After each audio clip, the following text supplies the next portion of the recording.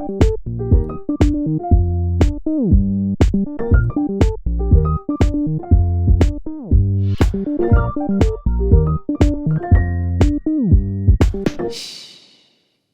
Nobody's listening, right?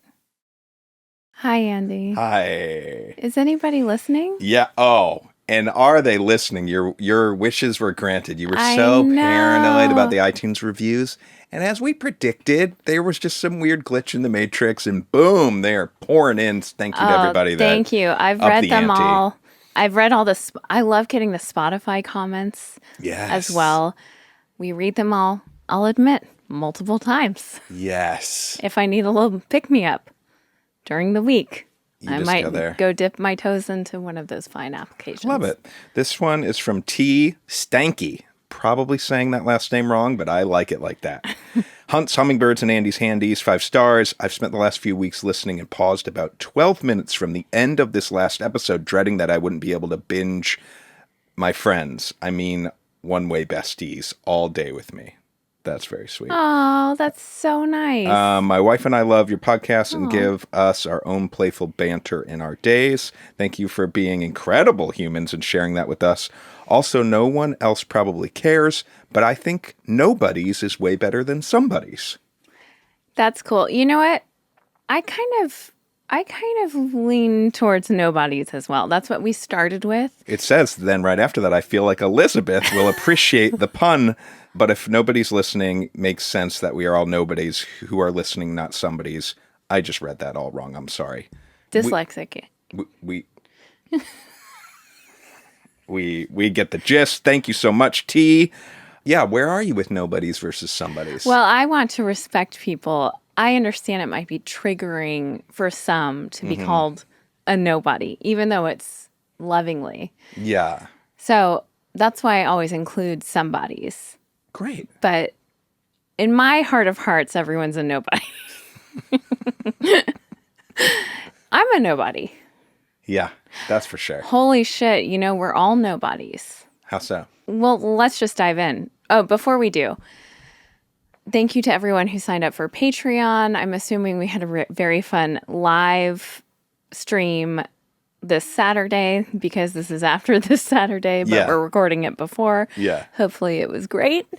And our upcoming bonus episode drops every 15th day of the month. Yeah. And that's at patreon.com/Nobody's Listening Right. I had this funny thought. The last live stream we did was a huge success, right? In what way? There were a lot of people there. It was super very fun. Yeah. Right? This one you've themed because it's something you want to do. And are you a little worried that no one's going to be there because of your theme? Yes. Yeah.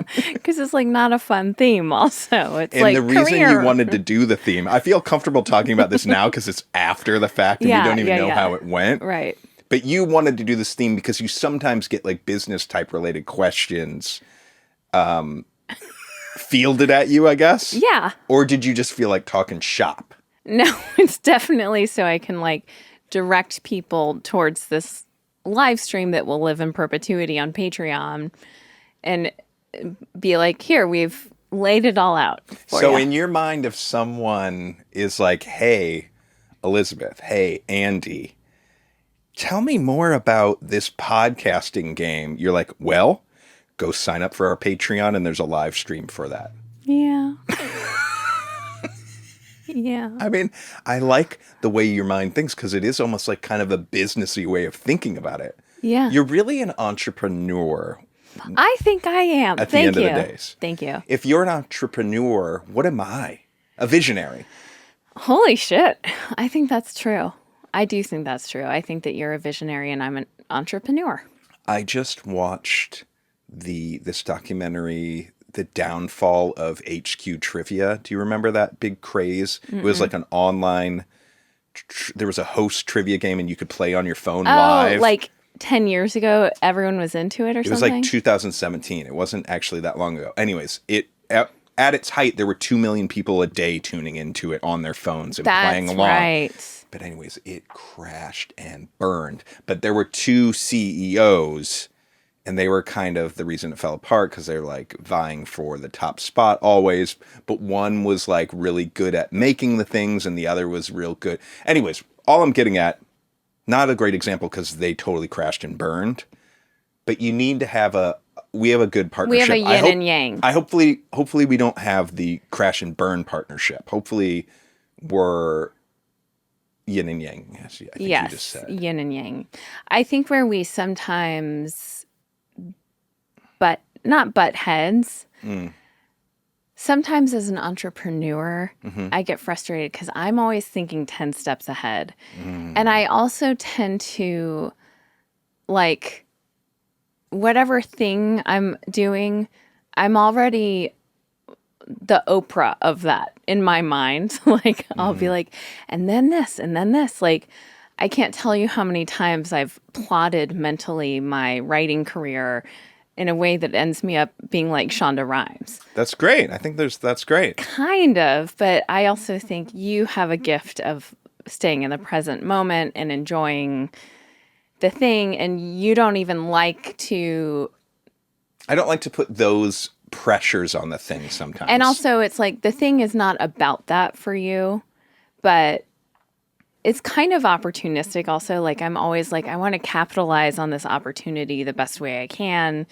Whereas you follow more kind of like your creative instincts. And I don't care about the money enough is really what it is. But it's not just money. It's not just money. But would say... Here's where we differ. Okay, this is a good example. I'm going to dive into your career a little bit. And you don't want to save this for the live stream that no one's going to show up to? This isn't like about that version of it. Okay, you had a lot of success with an artist called Meg Myers. Sure. Who signed to your production company when you both were young whippersnappers. You guys had an incredible partnership. You produced her first 2 or 3 EPs and full album that was on Atlantic Records. You had this thing happen that might have been like the last of its kind to happen. Not exactly, but it's rare. Okay, whatever. Where all the record labels like swarmed you. That happens every year, by the way. But can you stop? Not in the way of that anymore. Now it's someone has 1 billion TikTok views and the record labels are doing that. Sure, that makes sense. She had a residency at the Bootleg Theater, and your production and songwriting along with her insane voice and songwriting was magic. And in fact, our flight out, I went with you guys to New York to meet with all these labels. We were sitting next to Chaim and their parents. Oh, yeah, because they were getting the same treatment. They were getting the same treatment. Yeah, so this was all at the same time, and the Chaim mother gave us all sandwiches that she had packed for the plane. Very cute. Yeah. So, after the Meg journey, I was...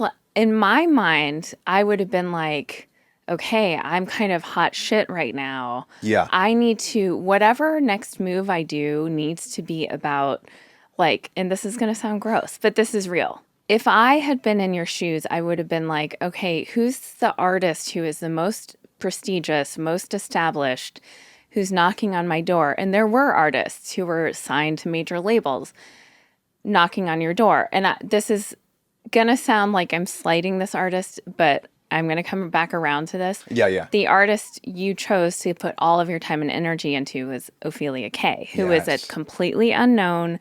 You had found her on, or maybe I found her. I don't remember. Yeah. We stumbled on her somewhere online. You were so inspired. That's the trek you took that was way riskier than what I would have probably set out to do. Yeah. And the music you made with Ophelia Kay, and I urge everyone to go stream it, is so incredible. It's probably, I mean, I love all of your music so much. Yeah. It's the music I listen to nonstop and haven't stopped for the last 7 years. I mean, it is art in a different way. And so the point is, you made a choice I wouldn't have made. You made a visionary choice. I would say, versus this entrepreneurial, business-minded choice. And I'm so glad that that's the path you follow, because what's come of it has, enriched my life so much. So that's kind of the difference. Yeah. I think if circling back to that time, in the excitement of it and the opportunities that were there, I do think I also, going on that ride with Meg, I also got a real love for that part of the journey of being with newer artists and that stuff. So I think I liked that, and then also was just, as you said, so inspired by Ophelia and what we were making that I kind of didn't. That was all that. Those two things were all that mattered to me, and to this day, it's one of the things I'm most proud of to share with people. Yes. Yeah. But I mean, that's not nothing. I think that's important that you kind of follow what you like. Even you saying that's the part I liked of it. In my mind, I wouldn't necessarily do that. It would be like if Greta Gerwig now went and did some like really indie, low budget art house thing that spoke to her artistically in a way. Which she will do is the cool thing, probably. I hope so. Because that's like her whole past. But if I were her, I would be like, what Marvel movie can I direct? You know what I mean? I would, my guess, knowing the kind of movies her husband and her have made in the past, is that they're probably like, holy shit. I'm sure they're examining and taking all those meetings and doing all that stuff. Why are you bringing her husband into this? Did they co-direct Barbie? They wrote it together, I believe. Oh, okay. Yeah. But I'll allow it then. But I'm saying the kind of conversations I'm guessing are in their house. Yeah. All of his movies like Squid and the Whale, like they're indie darlings, the two of them. Right. I would guess more so she's going to direct another huge movie. Maybe she'll do a Barbie sequel. Maybe she'll do even a Marvel movie. Who knows? Maybe has she already acted in a Marvel movie? Anyways. I don't know. I would guess, though, that they're like, holy shit, we made this cool thing exactly how she wanted to make it. Right. And that they're like, oh, now we can make even more of our weird fucking movies. Right. Well, that's kind of the goal, I feel like, in some ways, is to achieve this level of success so that you can then do what you want and have much more freedom. But in my mind, I'm always like, I feel like I'm such a people pleaser and whatever. Yeah. I would just not even take that. I would be trapped in success in a weird way. I have to every movie I make for every major corporation has to make $1 gazillion or I'm a failure. Right. I was listening to a podcast that Judd Apatow was on this week. Fuck, I can't remember what show it was. But he was talking about this hard part when he's been around so many people that have become super, super famous. And he's sometimes like really close in that ride, right? Sometimes it's because they're in a movie of his or whatnot. But he was saying how challenging that 2 years is because so many opportunities are flying at you. And you've been waiting so long for this success and being able to navigate that correctly without people getting sick of you or choosing too many duds of a movies. Like you might be hot for a minute and make 8 movies in 2 years. Yeah. And if 6 of them are shit, it's just really hard to navigate that crazy burst. This is very relevant to, this is a great segue from when I was saying we're all nobodies. Elizabeth Gilbert has talked about, there's so much power in today's society. There's all this power in saying no. I think especially for women, because we are kind of indoctrinated to please and to be accommodating and whatever. And the power of saying no to things feels empowering. Yeah. But she says, like, the real power is saying no to, she says, there's power perceived in saying no to the things you don't want to do. Okay. Which is true. But she said the true power in your life is when you start saying no to things you do want to do. Meaning having all these opportunities and whatever, and you have to kind of pick and choose what you're going to put your energy and focus into. So okay, your career, for example, at that moment in time, you probably did want to work with, I don't know if this artist was in that realm, but let's say Charlie XCX or someone who Sure. you did. But creatively, the thing that sparked you so much was Ophelia Kay. Yeah.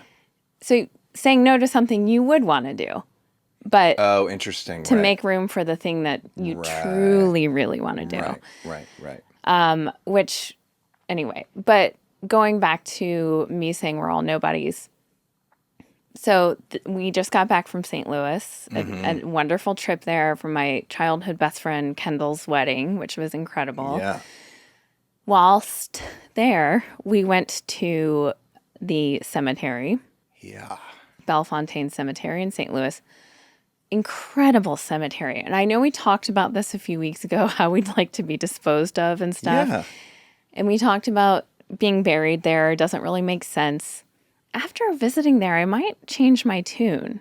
It's pretty cool. It's so cool. The cemetery has been there forever. It's beautiful, incredibly beautiful trees. Like some of the trees are historic because they've been there so long. Yeah. William Clark of Lewis and Clark is buried there. Yeah. Who else was buried there that was notable? That's the big one.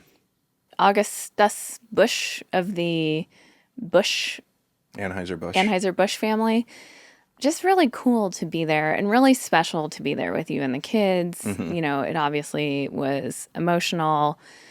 It made me feel this dichotomy, and both sides bring me comfort, weirdly. And one is that, you know, this is 20 million years later, and I still am incessantly talking about my parents and having lost them and the effect it's had on my life. But We get it, right? yeah. So they left such a mark on me, obviously. Right. And also being in the cemetery, feeling like the universe is so big, nothing we do matters. Like, we are all going to die. Beyond, you know, maybe our children or grandchildren, nothing we put out into the universe matters one fucking bit. Right. And so that sounds kind of dark, but in a weird way, it's freeing. And this goes to We're All Nobodies. It goes to your ethos, Andy. Do what you fucking want to do. I mean, obviously, we all have to make a living and feed ourselves and stuff. But life is too short to live the Elizabeth way. And I'm kind of shedding that way, I think, right now. I think I've been living a lot of my life like it's a dress rehearsal for what's to come next. Yeah.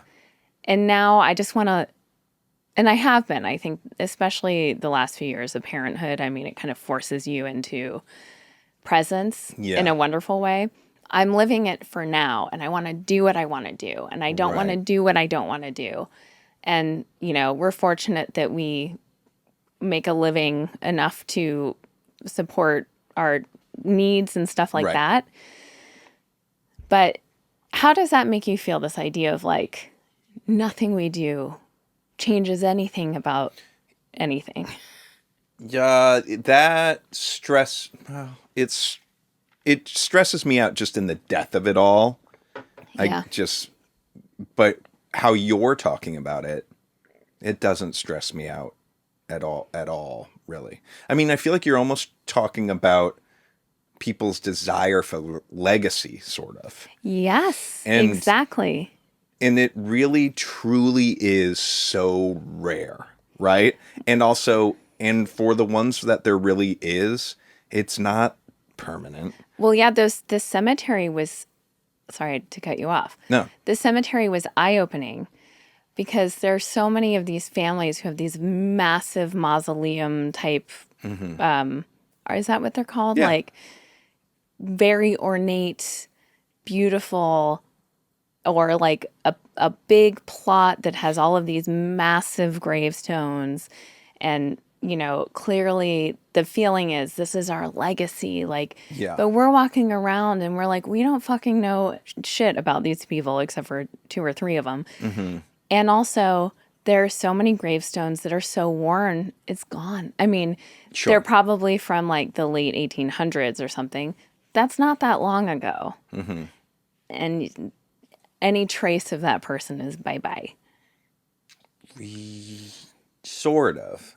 I mean, their family might talk about them. Yeah, maybe. Yeah, I don't. Yeah, it doesn't. Is this depressing? No, it's to not me, depressing. it's comforting in a weird way. Yeah. It's liberating. Yeah. And the idea of legacy, I mean, it's important, I guess, for your legacy to live with those intimately close with you in the here and now. But the idea of legacy for generations seems so silly. Yes, I agree with that. Yeah. I have another cemetery question Okay. or thought. Yeah. That cemetery is so beautiful. Have you been there before? Yeah, we've been together. Yeah. Okay. I've never had this thought before at a cemetery, but it crossed my mind while we were there. Who cuts the grass? No, I'm serious. Think about this for a second. This is crazy. I know. Because that's a big job. Okay, but because you have to go around all of the things. Sorry, but this is herein lies the difference between me and you. I'm walking around going, we are dust. Yeah. We're meaningless. Yeah. And what freedom lies in that. And you're going around going, man, who cuts the grass? Well, it's a good question. You don't have to cry about it. Well, I find it very funny. Okay, so those aren't tears of sorrow. I don't know what is happening right now. But can we sit here for a second? Yes, of course. I've never seen anyone cutting the grass at a cemetery. And the idea of how long it would take to cut the grass at this cemetery seems like... Well, it's the Grim Reapers. They have that, what's that called? Holy shit. Scythe. Scythe. They come out. Is it a special type of grass that grows slow? What? Do you understand how long it would take to cut the grass? In that whole cemetery. Yeah. And it's well kept. Yes. How long? I'm serious. And they have to go around the gravestones and stuff. Yes. Let that seep in for a second. And you didn't see anyone there doing maintenance or anything? In the past, when I've ever seen like a maintenance person at the cemetery, they're not mid grass cutting. They're like in their little cart, maybe moving something, or maybe you'll see the people going to put dirt on a burial site or something. I've never seen the grass cutting happen. Do you think they do it at night? And if so, whoa, would that be hard with all the obstacles? And the lack of sight. Yeah. Yes, I don't know the answer to that, but cemetery maintenance is no joke. It's insane. And they do such a good job. It's really lovely. Then when fall comes, the leaves, who's taking... Oh, don't even get us started on the leaves. It must be in the evening after it closes. It closes at 6. Oh, does it? It's probably out of respect for visiting family members and stuff like that, to not have Of course I thought of that. Of course it's respectful. Okay. So it's after hours? Yeah. Just guess though, seriously. The Bellefontaine Cemetery, to mow that lawn. Did you ever mow the lawn, or was that not part of your duties as a kid? That wasn't part of my duties, but I definitely helped my dad at some point. We had like an acre and a half. And then I think they had someone come do it. But that's like a once a week thing, right? It's not, once every 2 weeks? 2 weeks, sometimes a year, maybe even once a month. Okay, so they probably have, a system there. They must, where it's like, this quadrant of this section gets, everything's done kind of on rotation. You think they're bagging that grass? They must be. I saw no clippings. You saw no clippings. Fuck, I'm going to call them. Are you? I might. I really might. I really might. Wait, will you do it right now? No, but I'll record it if I do. Okay. And I'll ask if I can record it. Okay. And then I'm sorry to this might bum you out even Did more. anything to do with like me and my life and my parents and us and come up for you? Yes, I was so my kids, our kids, you know. I was so it was so meaningful to be there with our kids, and I felt very touched. And this is one of the things that I didn't think you would believe me. So while we were there, we visiting your folks.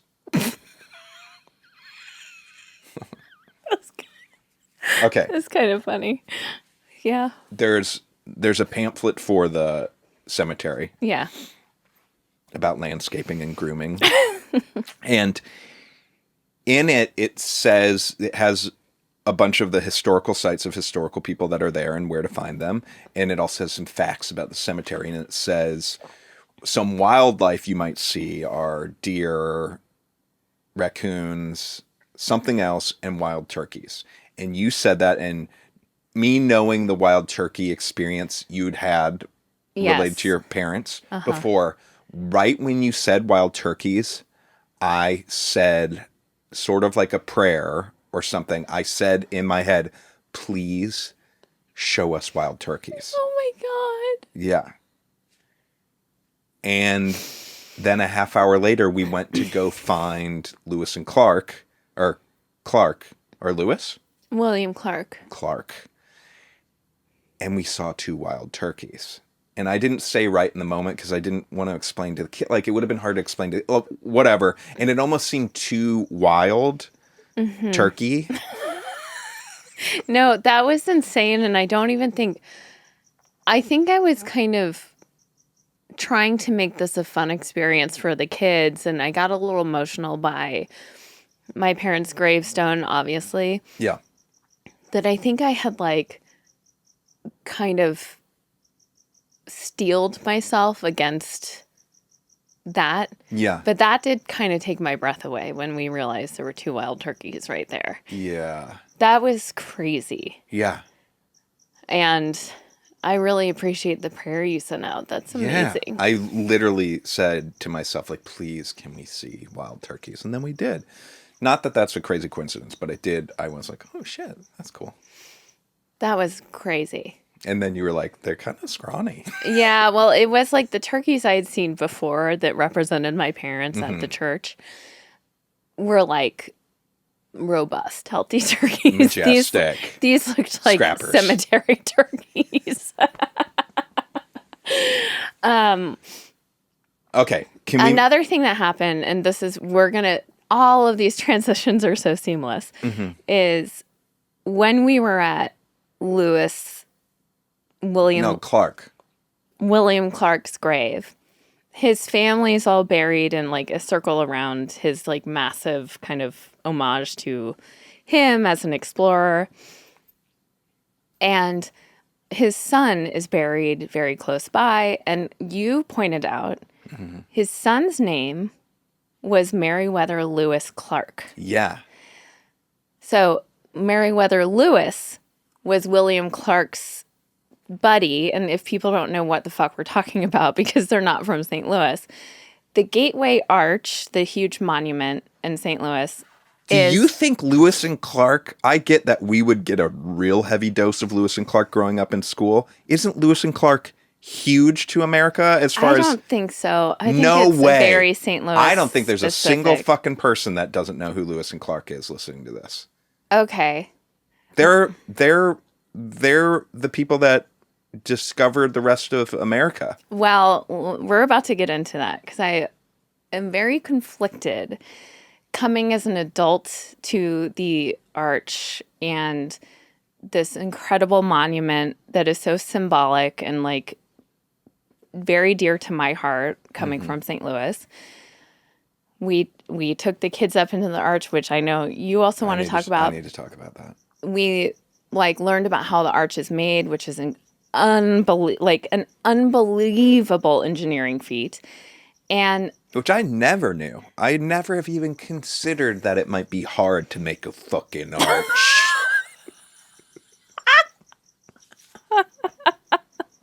But no, that was crazy. They did it in 1960s, early 60s. Yes. No fucking safety ropes.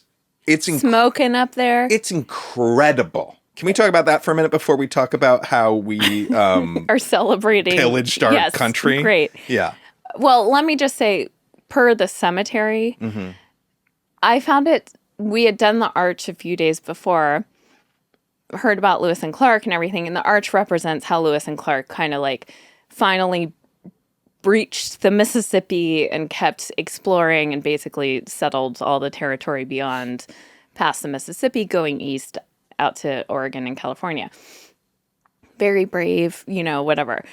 Also super problematic. But I was so touched at the cemetery to see that he had named his son after his travel buddy. It makes you think that they were really good friends. Or lovers. Oh, I like where you're going. I mean, they had to be out there, Brokeback Mountain style.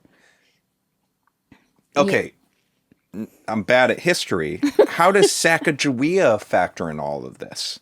Was anyone hooking up with Sacagawea? I don't love that, Andy, because... No. What is the history of that, though? Because she did, I believe... Can you just I'll just type in who did Sacagawea we're in very dangerous territory, because also hook up with... I'm uncomfortable with this because, as you said, our colonial people did pillage the Native American. There was lots of rape and like very bad things happening. So I don't love that I'm Googling who did Sacagawea. No, but I just want to make sure she wasn't like with, are you sure she wasn't like with anyone on the expedition? Okay. Look up who was she married to. See, I don't love this also. Lewis and Clark National Historical Trail. Sacagawea was either 16 or 17 years old when she joined the Corps of Discovery. Okay. She met Lewis and Clark when she was living among the Mandan and Hidatsa tribes in North Dakota. Okay. Though she was actually from the Shoshone tribe in Idaho, actually. Yeah. And that's where I live near Shoshone. Here we go. She had been taken during a raid when she was either 11 or 12. Okay. So we don't like that. And what else about her? Did she have Sacagawea's baby? Let's see. Sacagawea baby. Have I been saying it wrong this whole podcast? It's a French... It was with Jean-Baptiste Charbonneau. A white guy, though, right? A French guy, okay. Obviously. A French-Canadian fur trapper. Got it, okay. I did know that she was with, and I think that's how she knew English, right? Or French, I guess? Yeah, well, Lewis and Clark hired her husband as an interpreter. Mm-hmm. Provided he agreed to bring along his young wife. Because Lewis and Clark knew they would have to obtain horses from the Shoshone tribe. So she was an asset in terms of like bartering with Native Americans. So she had her French guy. She wasn't hooking up with Lewis or Clark. Stop saying hooking up. Yes. Yes. Let's not. Okay. Where were we? I understand. Hold on. I understand the likelihood of things being problematic for Sacagawea, right? But like, can we just assume that like maybe it wasn't, and maybe she had a good relationship with this fur trapper? No, we can't assume. We can't. Okay. We can assume what I'm assuming. She was taken at 11 or 12 by the fur trader or someone else. I don't know, but because if it was the fur trader, then I had big problems. Okay. You don't if it wasn't by him? No, it's horrible. Horrible, but I'm saying... She was a human trafficked. It doesn't matter. Yeah. It certainly was linked to these colonial explorers. Like, there's, whatever. But she was also a badass, right? This is interesting. Right? Yeah, I just Googled, were Lewis and Clark lovers? Okay. Lewis was obsessed, the term is not overstated, Okay. with defining his relationship to Clark. So in the sense of like, then Clark felt this pressure, like, fuck, I'll name my kid after him. Do you think that was out of like Lewis's obsession and it was just a gesture from Clark? Listen, I'm not the first one to wonder this. It says the idea that issues of gender and sexuality might have significant impact on historical events is hardly new. So Lewis and Clark's relationship certainly invites this type of inquiry, given the importance of the bond they forged as co-captains of the core of Discovery, and given the number of puzzling and unresolved mysteries surrounding their epic journey, most notably the circumstances surrounding Lewis's untimely death. So intimately are the two men linked. Wait, please let me know why that mystery makes them gay. Clark lived Clark lived on for 32 years after completion of this journey. Speculation is fueled because so very little is known about their sexual histories before and during the expedition. Clark always insisted publicly and privately that unlike his men, he and Lewis did not avail themselves of the Native American women. This says offered to them. I'm going to change that wording. The Native American who were trafficked and raped. Immediately upon returning from the expedition, Clark married Julia Hancock, sometimes described as the fiancée who waited patiently for him, even though she was only 12 years old when he set out. This is so dark. I'm so glad we live when we do. Like, this was only a couple of 100 years ago. I mean, you have to consider a little bit the younger marriages thing did make a lot more sense back then. That it's a little less cringy than it feels now. Just a little context. Okay. You know. Well, no. We don't need to give context when we're talking about she was 12. No. Okay. But didn't they die when they were 30? No. So it sounds like Lewis never married. Clark married Julia Hancock. Lewis's search for a wife was dogged and inexplicably futile. Which seems crazy if you fucking discovered the rest of America. You would think that you'd be knee deep. Mm-hmm.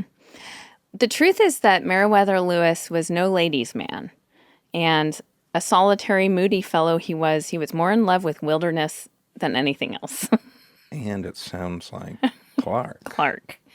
Okay, so I had this feeling standing at the grave of Meriwether Lewis Clark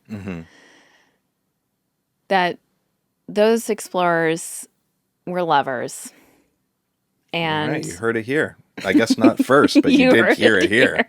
Maybe. You heard it here. Huh. Anyway, okay. Okay.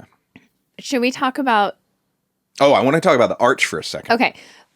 I think we've covered this in my disdain for all of this, but it was hard having grown up in St. Louis and just being regaled with the heroism of Lewis and Clark. There's this fucking incredible monument that was the world's tallest, second tallest at one point to the Eiffel Tower. Yeah. And, you know, nothing about how, and it was always framed as they discovered the West. Yeah. Nothing really about how horrible colonialism was to Native Americans, how they weren't the first ones there. So there is, luckily, I think at the Arch, there's the museum in the bottom that's pretty interesting. And there are a few more nods to that. A little bit, not enough. Not enough. No. So, and it did feel very, like waiting to go up into the arch. You're waiting for these elevator doors to open to get in the little pods. There are these like 1960s style graphics happening and a 1960s announcer voice being like, Lewis and Clark, da-da-da-da-da. It felt very of the like patriarchal white supremacy kind of ilk of things, like rewriting history in a way that makes us white people feel good about ourselves and patriotic and proud. Yeah. But they're underneath all of that. Americans, our type of Americans, you don't have to go back that many years to discover we're the fucking worst, right? Yes, that's true. Yeah, so yeah. I'm with you there. But I was raised to think we were Champions. champions. Explorers. Wow. Okay, so the arch, though, we watched this crazy documentary of how it's built, which is fucking mind-blowing. It was built over years. 3 years, I think, which is really impressive. The men had to create like elevators on the outside of each leg of the arch that they would put up and take down as the arch got higher and higher. They didn't have harnesses. When they started out, there was like an announcement, or whoever was putting the project together thought that they would lose 13 men in building this thing. Yes. That was put out there. I hope they paid those guys a shit ton. I don't know about because that. Those odds are not good. They ended up losing none, which is amazing. Which I'm calling bullshit on. Whoa. I'm guessing that at least one person died. I feel like they would know that. I think they do know that. You're such a conspiracy theorist. How would that not have gotten out? Are you looking for that information? I bet it's a Google search. No. I bet if you type in right now, how many people died making the I'm arch? Googling a lot. How Did many people? anyone die building the St. Louis Arch? Oh, I'm not the first to Google this. No one died or was seriously injured during the construction. Bullshit. Andy, no one died. Okay, they it's would incredible. have known It's that. incredible. Okay, I thought there was a little cover up. No. Okay. There's also, incredibly, what I found so amazing from an engineering standpoint is they had, like miles away, guys looking through telescopes, measuring with like instruments that I don't understand.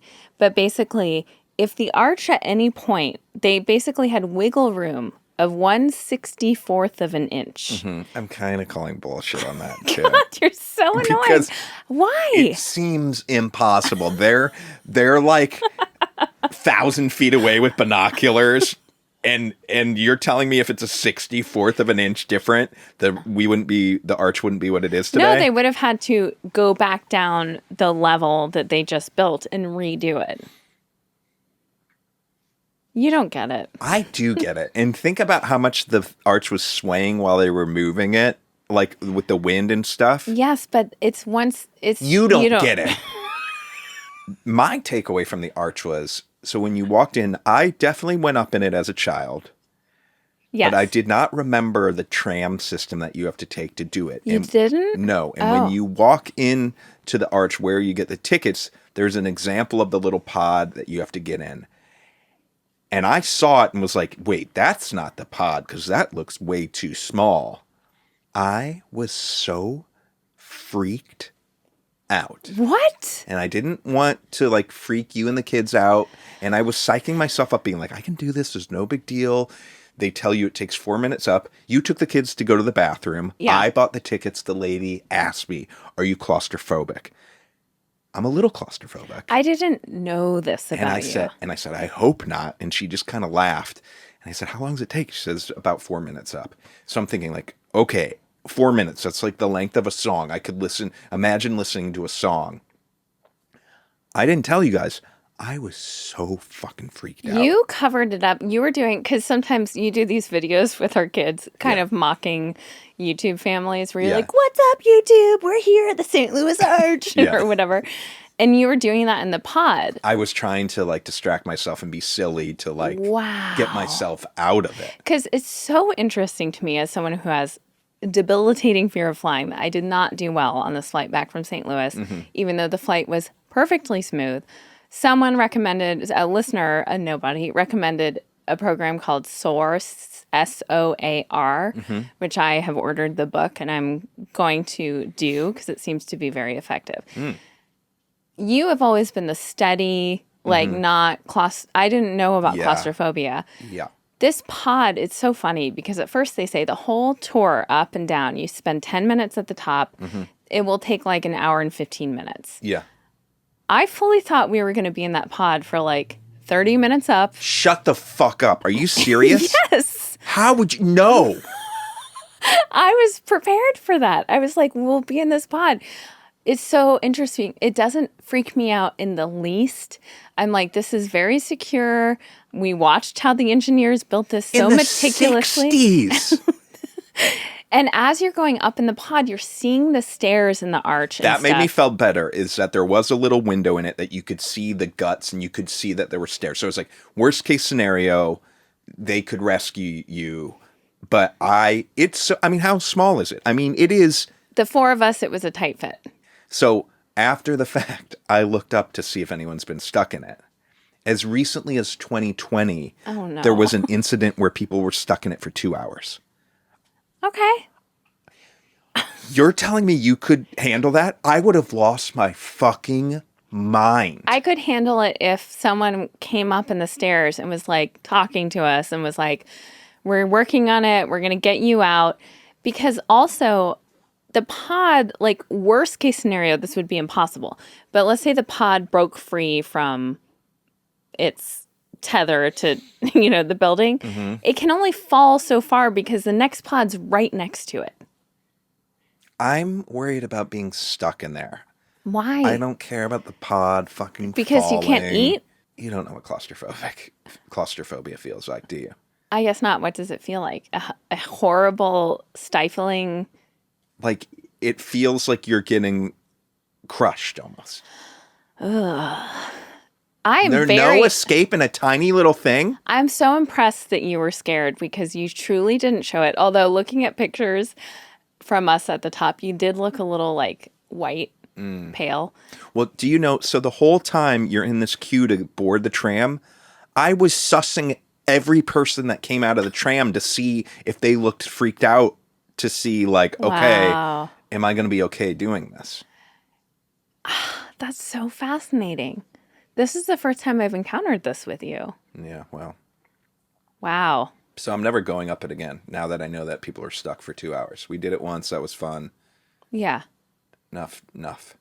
Okay, so after we did the Arch the first day, we did City Museum, which was very fun but kind of overwhelming for anyone in St. Louis who knows about it. It's very cool. It's like a big warehouse it's more of a kind of play museum. Mm-hmm.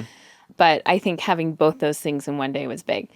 We had the wedding, which was incredible. It was so joyful.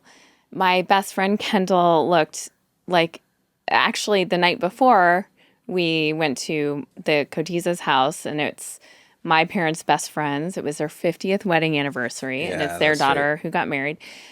And had a really great time. And when we were leaving, Teddy said, Kendall really is so nice. She is an angel. Yeah.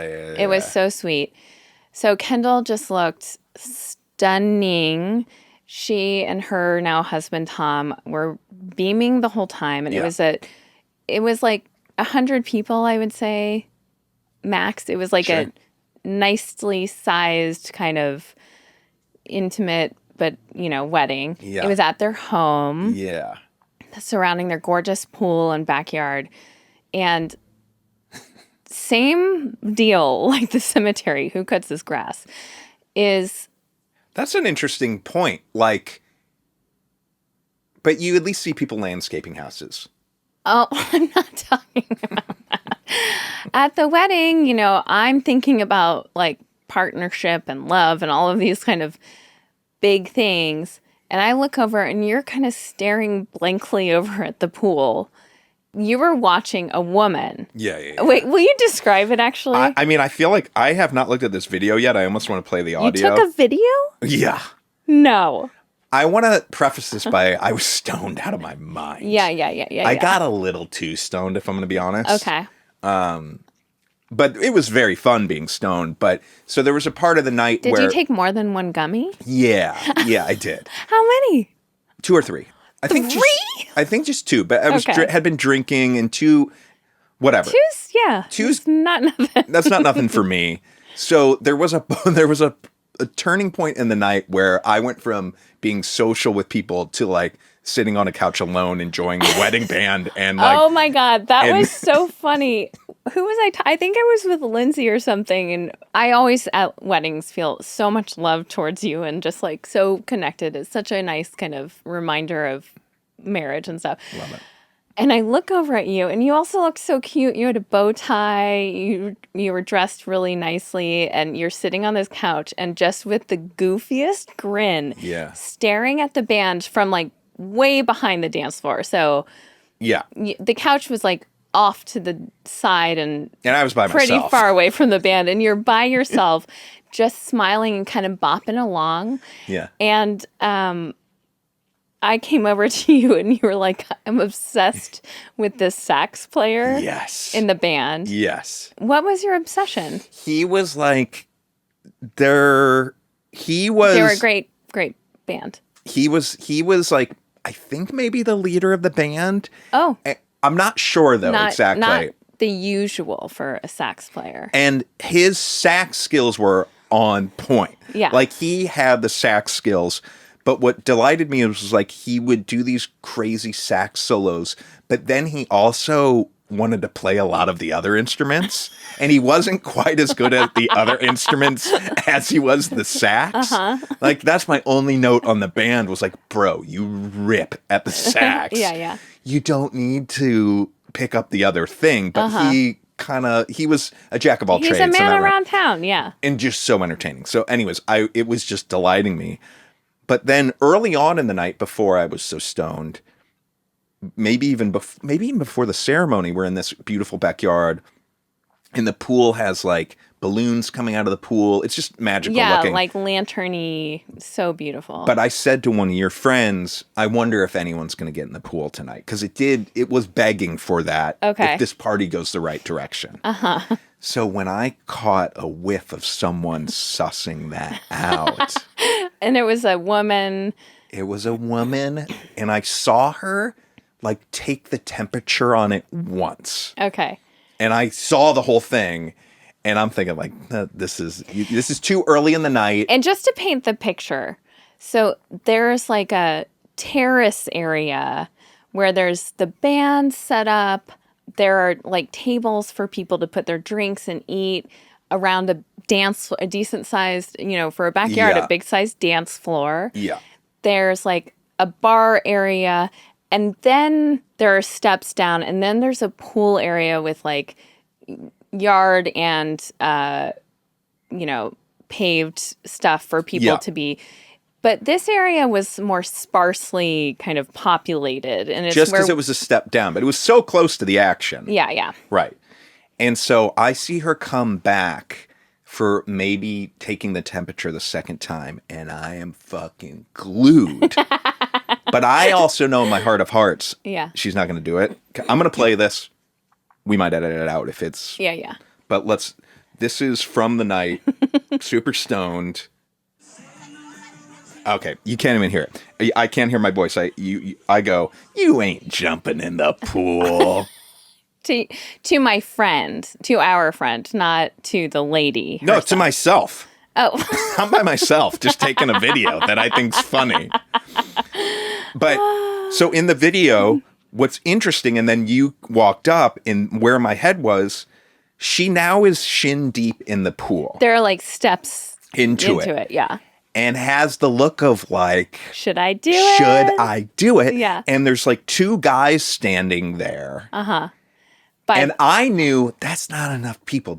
You got to get the party on your side. You need an audience. You need an audience to justify. It would be so embarrassing. Oh, let's walk through this. So embarrassing for her to have, she's all decked out. She's in her wedding finest. Yes. To jump into the pool and then come up and just have two guys going, yeah. Yeah. And she wanted to jump in so bad. Yes. But she didn't put in, here's my theory. She could have pulled it off with one big, gesture of like, I'm gonna jump in the pool No, or something. Because that is so risky, because there is such a world where she would have done that and no one came over. I mean, you would have taken 2 steps closer and gotten your camera out, but no risk, no reward. But no. And then she has committed to it. Yes. And then the guys have already hurt her audience of 2, hearing that, are already embarrassed for her. Like, that is so risky. You can't do it. But what's the other opportunity? Because she wanted to get in the pool. I watched her 2 separate times come back. She needs to go out. What she should have done that first time she went back was kind of get people on the dance floor. Like, oh my God, I might jump in the pool. No, that doesn't. No. Because then you have to then you're hyping it up a bunch. Yeah. No, it's one moment. And maybe it is from the dance floor that you announce it on the dance floor, like, I'm jumping in the pool. And then you run through people. But you need, what is the minimum amount of people that you have eyes on you to warrant doing it? Well, it depends on the size of pool, but I would say minimum 10. Okay, not only have them looking at you, how many of them have to be are invested, egging you on, invested? Not just not me being like, you ain't gonna jump. Well, in the even pool. A smaller amount, if they're egging you on, I mean, the ideal situation for her would have been there were the edges of the pool were more populated with people who were kind of in their own conversations and stuff with their drinks and whatever. Yeah. And she's like putting her toe in, and one of the guys is like, you gonna get in? And she's like, no. And then some of the other people... That just turned me on for some reason. Like they don't know each other. No. Yeah. I like that. And then a few of the other people are starting to look over and be like, oh my God. Yeah. And they're like, do it. And she's like, no, are you kidding? And then everyone's kind of like, the energy is coming more and more. And some people like you on the other side are starting to trickle over. Yeah. And she's like, I would net. And then just does it. Yeah.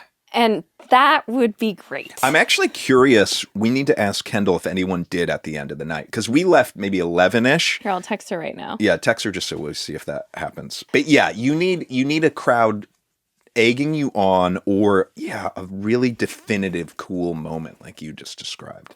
End of the night at your wedding. I'm blaming this on you. Andy's asking if anyone ended up in the pool. Yeah, did anyone jump in the pool by the end of the night at your wedding? Great. Okay. Oh, here it goes. While it looked like some might have based on their wet clothes, there was no aquatic activity, just pure human sweat. Whoa. What a great response. I'm listening. Oh my God. That's so great.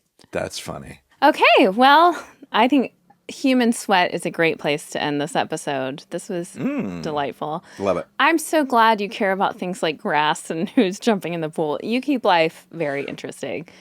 Just to be clear, a real quick circle back to the funeral thing. A point I don't think I made was like, no, I guess it's cooler that you were thinking about legacy and stuff at the cemetery. It's not like I wasn't thinking about like family stuff and whatnot at the cemetery. But I was also thinking about the grass. All, like, maybe I would be buried here with Elizabeth. Oh, yeah, I had that thought. It's a nice spot. I don't know if I'd want to be buried, but have like a... Could you put some of your ashes in the... Yeah, my dad's ashes are buried on top of my mom's casket. Isn't that interesting? Yeah, that is interesting. I guess that's maybe standard practice. I don't know. I had never heard of it before that happened. Okay. Okie dokie. On that note. Good night. Good night.